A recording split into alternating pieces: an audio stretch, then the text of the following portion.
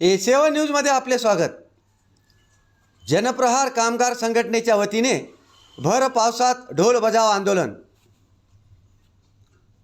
जनप्रहार कामगार संघटना हिंगोली यांच्या वतीने दिनांक 29 ऑगस्ट 2025 रोजी सकाळी 11 वाजता सरकारी कामगार अधिकारी हिंगोली कार्यालयासमोर नितीन भाऊ दवंडे यांच्या नेतृत्वाखाली ढोल बजाव आंदोलन करण्यात आले। महाराष्ट्र इमारत व इतर बांधकाम कामगार कल्याणकारी मंडळ हिंगोली येथील कंत्राटी कर्मचारी यांच्या मनमानी कारभाराच्या विरोधात ढोल बजाव आंदोलन करण्यात आले।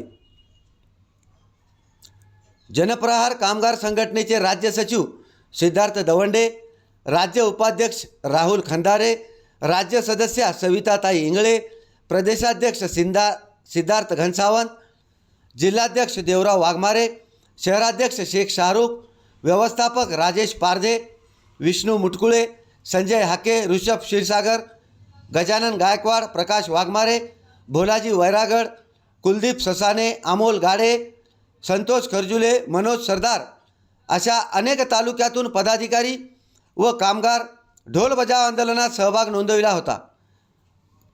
त्यांच्या प्रमुख मागण्या अशा होत्या: हिंगोली येथील कंत्राटी कर्मचारी ईश्वरी पत्की यांना तात्काळ निलंबित करण्यात यावे, कल्याणकारी मंडळाचे सोशल ऑडिट लागू करावे, केंद्र शासनाच्या निर्णयानुसार ई प्रशासन धोरण लागू करावे, बांधकाम कामगारांचे कायद्याअंतर्गत नोंदणीसाठी व लाभासाठीचे प्रस्ताव ट्रेड युनियन ॲक्टनुसार नोंदणीकृत संघटनेकडून दाखल करून घेण्याबाबत शासन आदेश दिनांक 15 सप्टेंबर 2017ची अंमलबजावणी करण्यात यावी।